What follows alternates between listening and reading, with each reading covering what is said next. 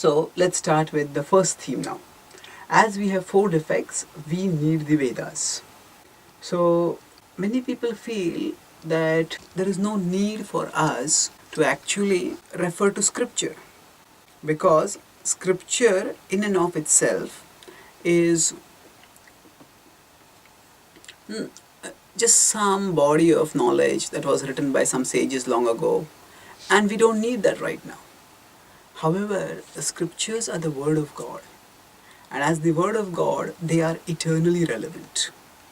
Just as whether it is the modern times, the ancient times, the medieval times, or the postmodern times, we need the sun for illumination. Similarly, we need scripture for illumination, whatever be the times that we live in. So that's why the scriptures give us eternal knowledge which we need at all times.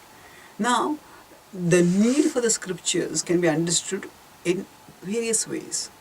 One of the ways is by recognizing the limitation of our own sources of knowledge. So what are our sources of knowledge? That we will try to see how they are flawed. So we have four defects. That's why we can't acquire knowledge properly. So here we are showing these four defects. So on the rightmost of the screen you see reality. So what this means is there is the external world, and in that external world we try to perceive it with our senses.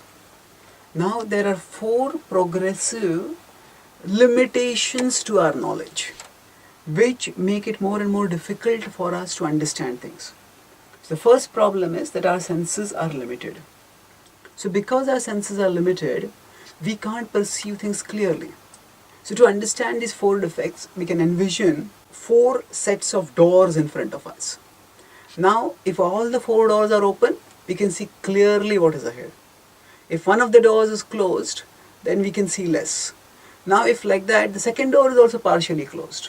So actually, much of what is outside is obscured by the partially closed first door, and whatever is still revealed is obscured by the partially closed second door. What is limitedly revealed beyond that, if a third door is also partially closed, then what will we see will be even lesser. And if the fourth door is also partially closed, what we'll be seeing will be even lesser. So like that, the four defects that we have, they progressively and increasingly limit the knowledge that we can acquire. So what are these four defects? These are generally understood and accepted in the Vedic literature, and Chaitanya Charitamrita also quotes them: Brahma, Pramad, Vipralipsa, and Karnapato. So let's look at these four. The first is in the sequence in which we are acquiring knowledge from outside. There is Karnapata. Karnapata is, Karana is the senses. Apata means defective or limited. So limited senses. So our senses are limited. Now from the scientific perspective, we can perceive with our eyes only a limited range within the whole electromagnetic spectrum. We can see only the visible range. So that is limited senses. Then within the limited things that we perceive with our senses, the further problem is that we commit mistakes. So how do we commit mistakes? We may be counting notes, and if we are counting currency notes, there may be 100 notes, but we may count them to be 101.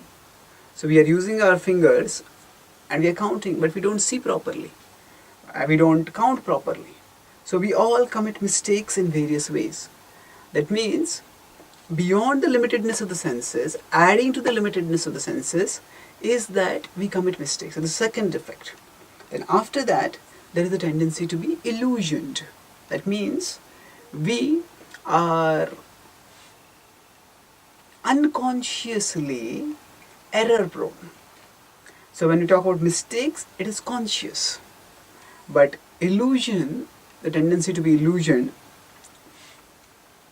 is actually the pramada, Brahma, Pramad, Vipralipsa, and Karnapata. So Brahma is the tendency to commit mistakes. Pramad is the tendency to be illusioned. So what is illusioned? For example, if I come from a cold room out, then suddenly that external atmosphere will seem to be much hotter than what it actually is. Now, if I have just eaten delicious gulab jamun and after that I eat something which is slightly sweet, that will not seem like sweet to me. So although there is some sugar in it, there is some sweetness in it, I can't perceive it because I have tasted something much more sweet. So tendency to be illusion refers to something which happens subconsciously, unconsciously, without our realizing it. Now beyond that is the tendency to cheat, vipralipsa. So cheating propensity. So why do we have the cheating propensity? Because often we want to twist reality to suit our preconceived notions. So that means because we want to believe something, so we cheat, we doctor the fact so that we can believe what we want to believe. So there was an American comedian who said that actually, I have already made up my mind, don't confuse me with the facts.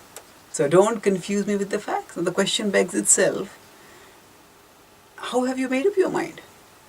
If you don't want to know the facts, on what basis have you made up the mind? So of course, he is in a lighter vein pointing out the hypocrisy that sometimes riddles human opinion, and he's openly highlighting it, but many people conceal it, and they subvert, pervert, distort facts so that they can hold on to their opinion. So cheating propensity means that we deny or conceal the reality so that we can maintain our beliefs and propagate our beliefs to others.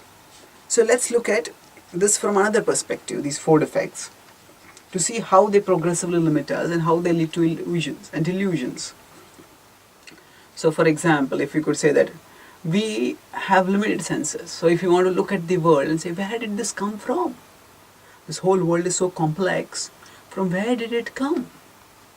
So with our limited senses, we can't see the creator. We can't see God. So because we can't see God, so at the first level, with our limited senses, we say there is no God. I can't see him. Then there is mistakes. We all commit mistakes. So then what is the mistake that we commit? We see with our senses, we say, okay, humans and monkeys look similar. So probably they are related.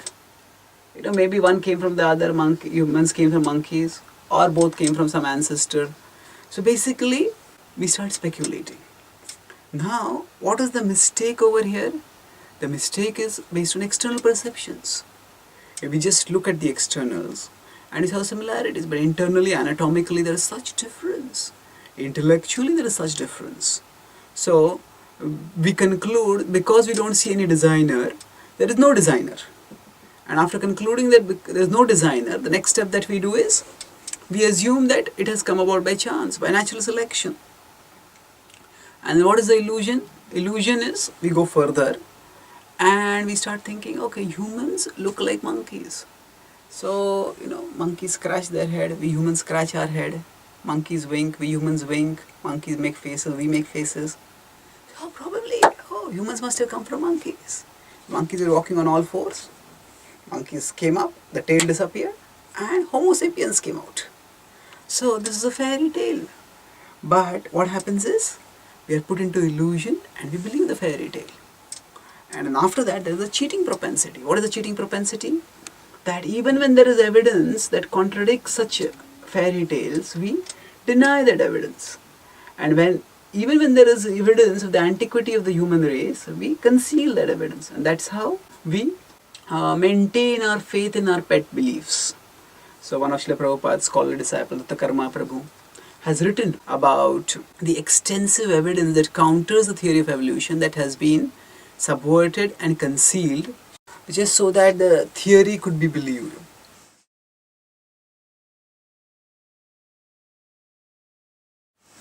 So, this is cheating propensity at work. So in this way, we see that there are these four defects which progressively limit our knowledge.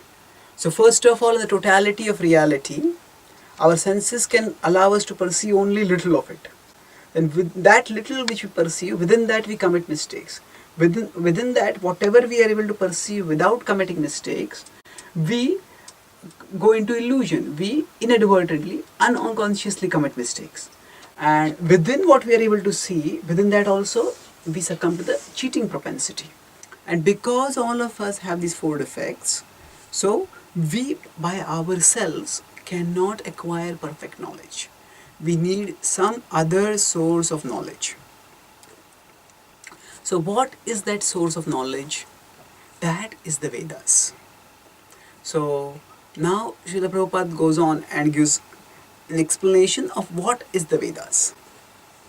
So the term Veda can be understood at multiple levels. So the word Veda, Srila Prabhupada uses in his purport in the most expansive sense. He uses it to refer to all knowledge. So the word Veda literally means knowledge. So in fact, all knowledge that anybody has, that can be said to be Veda. So in the expansive sense of the word, it refers to all knowledge. In an average sense of the word, we use Vedic and non-Vedic. So for example, we may say Islam, Christianity. These are non-Vedic religions because they do not accept the authority of the Vedas. So in the average sense, we refer to the Veda as the Vedic literature. And there are some scholars who use the term Veda in a very restrictive, narrow sense, and they say Veda refers to only the four Vedas. So they consider even the Smritis, the Puranas, Itihasas, to be non-Vedic. So that is the use of the word Veda in a very restrictive sense.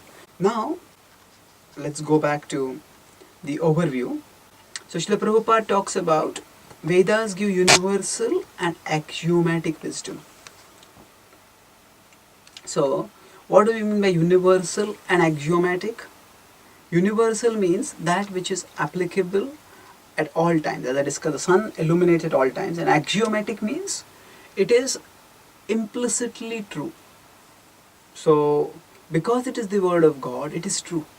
Now, in some cases, we may not be able to understand exactly how it is true with our current level of knowledge. That is because our current level of knowledge is limited, not because that knowledge itself is wrong. So the Vedas give universal and axiomatic wisdom. And then after that, Srila Prabhupada elaborates, Vedic knowledge is superior to Pratyaksha and Anuman. So through Pratyaksha refers to direct sense perception. So we look at the sky, we look at the water, we look at the desert, and sometimes we see water, mirage in the desert. So that is Pratyaksha knowledge, which is having its limitation. Anuman refers to mental speculation. Pratyaksha is sense perception. Anuman is mental inference or speculation. So both of these are defective. Why? Because both of them are ultimately subject to the four defects. Pratyaksha is directly, we are limited in what we can perceive. And the four defects are there which limit both these systems of knowledge. Now this does not mean that Pratyaksha and Anuman are useless. They have their utility, but they have their limitations which have to be recognized.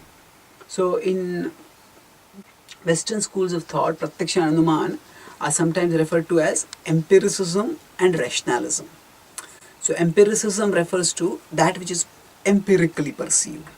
So that which is a reality which we perceive with our senses, that is called empirical. And the school of thought which considers empirical sense perception to be the primary, if not the only source of knowledge, that is called as empiricism. And rationalism refers to Anuman. So rationalism means that school of knowledge, a school of thought, which considers logical inference to be the primary source of knowledge. So Pratyaksha and Anuman. And Srila Prabhupada explains that both of these are defective. So Vedic knowledge is superior to Pratyaksha and Anuman. Now why is it superior? Because both Pratyaksha and Anuman are human intelligence based. And human intelligence itself is finite and fallible.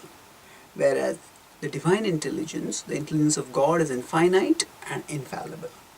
Because of that, the Vedic knowledge is superior to Pratyaksha and Anumana. Now, Srila Prabhupada is talking about Vedic knowledge first in terms of its inherent quality of being perfect. But now Srila Prabhupada in the paragraphs 10 to 12 goes forward and talks of another theme, that there is beyond this world the transcendental realm. And when we come to the transcendental realm, the only way to know about transcendental knowledge is through scripture. Because the very word transcend means to go beyond. So Srila Prabhupada writes, the Vedas and ultimately Krishna, who is the ultimate revelation of the Vedas, are the only way to know about the transcendental realm, about Krishna. So we have knowledge that we can perceive with our senses, but the spiritual world is something which we can never perceive with our senses directly. No matter how sophisticated a microscope we have, if we put the microscope in the area of the heart, we will not be able to see the soul. Not because the microscope's resolution is not high enough, but because the microscope perceives only matter, and the soul is not material. So therefore, we need a different kind of perception, spiritual perception. And that spiritual perception happens through purification and awakening of the soul's spiritual faculties. But before that, it happens through scripture. Scripture is revealed to us by God, who is perceiving the spiritual reality, and He gives that revelation and explanation to us. So the Vedas are the only way to know about the transcendental realm.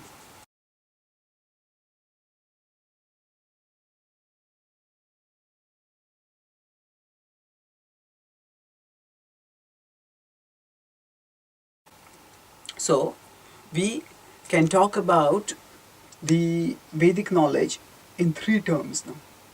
So there is Vedic knowledge that agrees with Pratyaksha and Anuman. There is Vedic knowledge that may sometimes appear to disagree with Pratyaksha and Anuman. And there is Vedic knowledge that is transcendental. So for example, we have Vedic mathematics, which gives many principles of mathematics that give the same results as modern mathematics, but they give it faster and easier in many ways. So here, there is agreement between Pratyaksha and Anuman, but agreement of the Vedic knowledge with Pratyaksha and Anuman, but this is material knowledge. Now sometimes our material knowledge may disagree with Vedas. Why is that? Because our material knowledge is, as I said, fallible. So we may perceive something in a particular way, and later on 50 years, 100 years down the line, we will understand that, oh, what we perceived earlier was wrong. So either way, our focus is not on that which agrees or that which disagrees. Our focus is on that Vedic knowledge which transcends. This is our focus, because we are interested ultimately in going beyond the material world to the spiritual world. So for that transcendental realm, which is beyond material sense perception, the only way to acquire knowledge is through scripture. The only way to actually know about Krishna, who lives in the transcendental realm, is through scripture.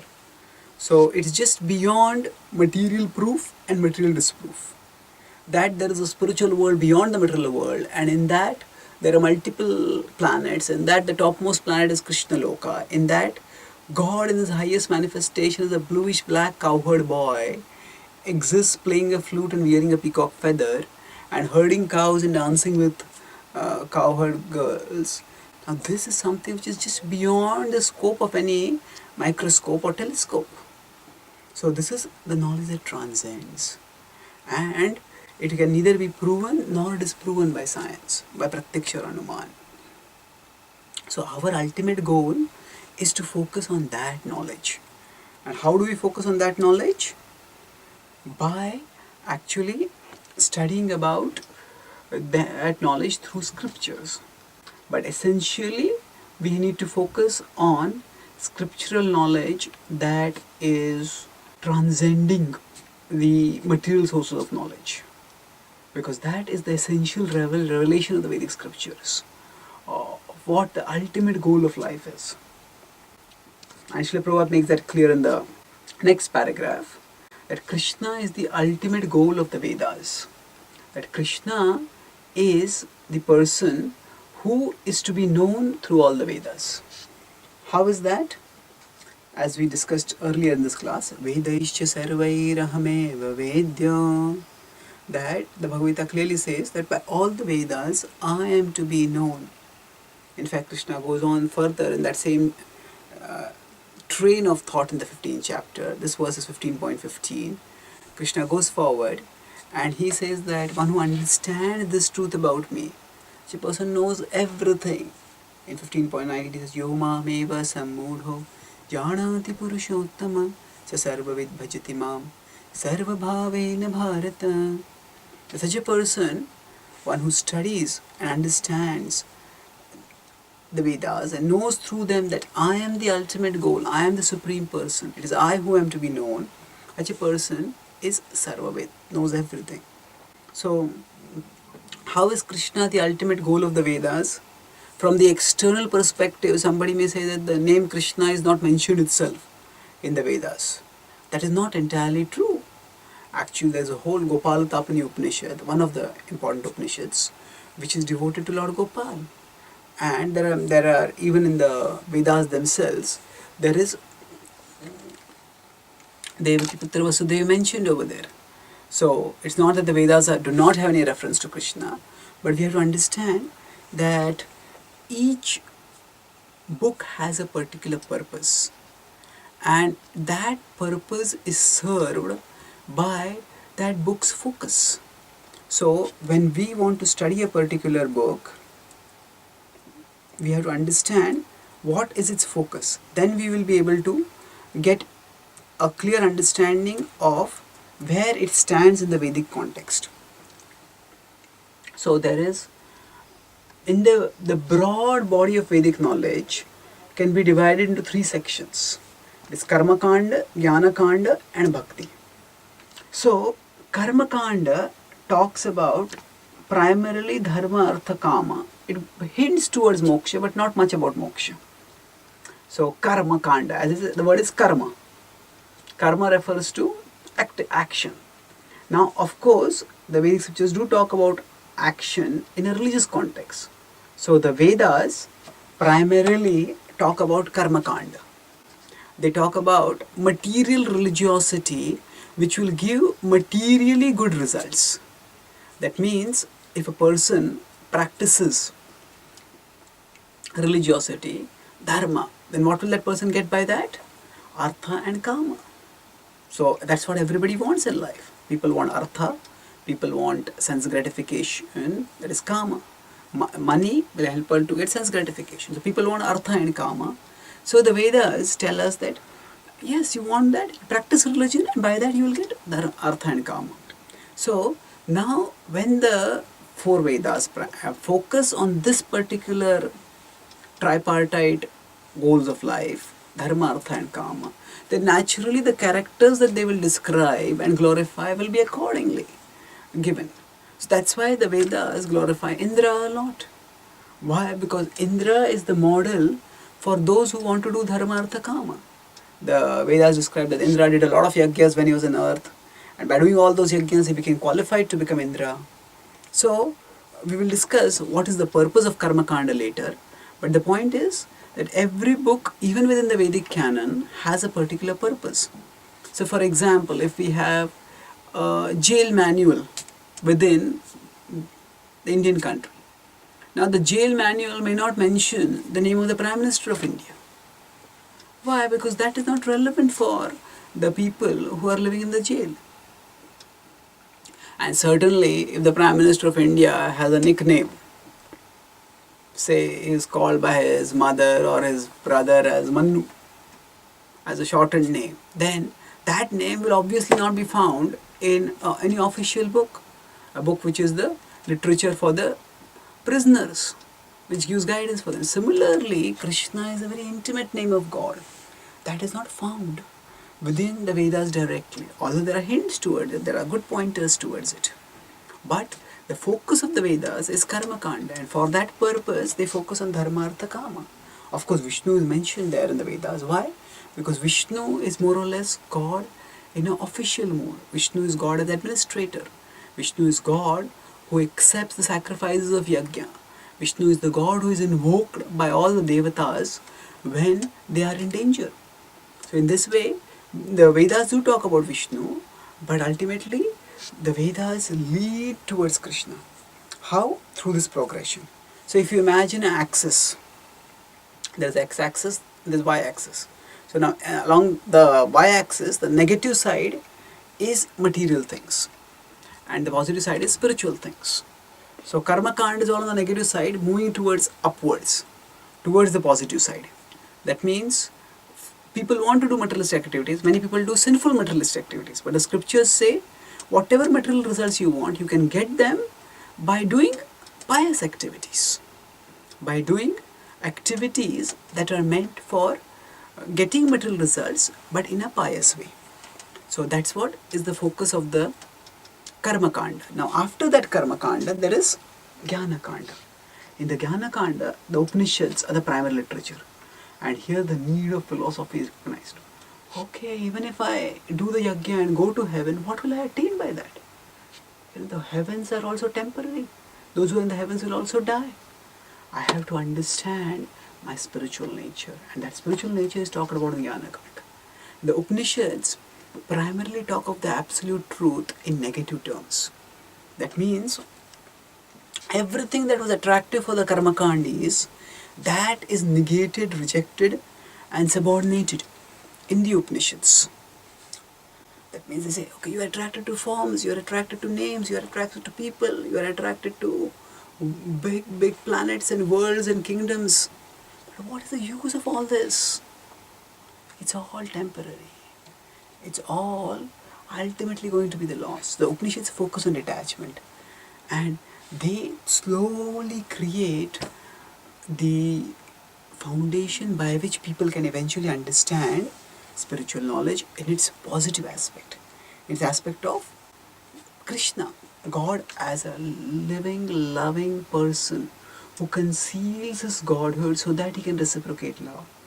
That is the vision of God that is given in the Bhakti literature. So the third part, of course, is Upasana Kanda. And Upasana Kanda, the ultimate is Bhakti, is pure and alloyed devotion to the Supreme Lord. And that is talked about in the Srimad Bhagavatam.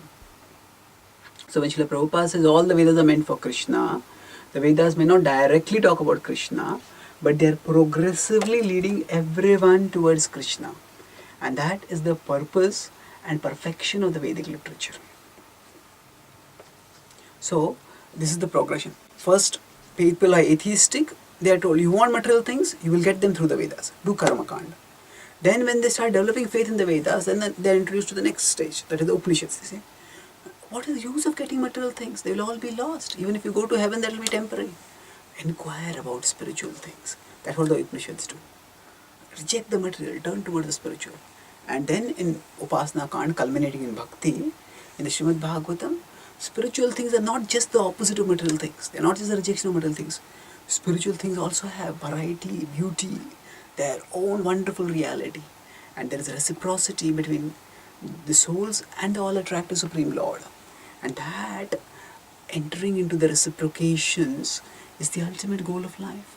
This is the progression. So, in this way, the Vedas ultimately take us towards Krishna. And that is what Srila Prabhupada is saying.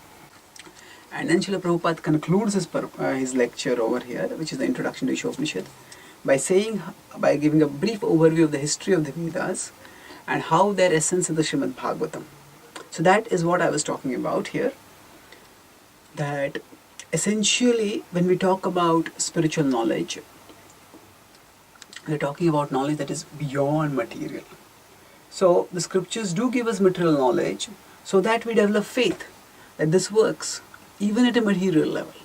So when somebody has some sickness and the scriptures say, do this yajna, do this puja, and the person's sickness gets cured and the person develops faith. Oh, this works. So when the person develops that faith, then that person starts inquiring further. Now in the first canto of Srimad Bhagavatam, in chapters 4, 5, 6, That's one of the most foundational discussions in the Bhagavatam. That is the discussion between Narada and Vyasa. And there Narada chastises his disciple Vyasa, saying that you have written all the Vedic literature, but you have forgotten to give their most essential message. That is the Supreme Personality of Godhead. You just talked about material things. Therefore, now glorify the Supreme Lord. And that's what he does in the Srimad Bhagavatam. And then he becomes fully satisfied. So, the Vedas are given, they are eternal books of knowledge which are put in written form by Vyasadeva. But he was not satisfied by putting all the other literature in written form. He became satisfied only when he was able to exclusively and purely glorify the Supreme Lord through the Srimad Bhagavatam. That's why it's the Amal Puran, and it's the essence of the of all the Vedic knowledge. So I'll summarize what we discussed today. We discussed the four defects, four progressively closed doors which decrease our perception and capacity of perception more and more. And then we discussed how the Vedas give three kinds of knowledge, in the sense that something which is agreeing with Pratyaksha and Anuman, disagreeing with, and transcending. Our focus is primarily on that knowledge which transcends, and Prabhupada says there is no other source for this knowledge. And then we discussed the progression within the Vedic body of knowledge, Karma Kanda, Jnana Kanda, to ultimately Bhakti, culminating in Krishna. Thank you very much. Srila Prabhupada ki jai.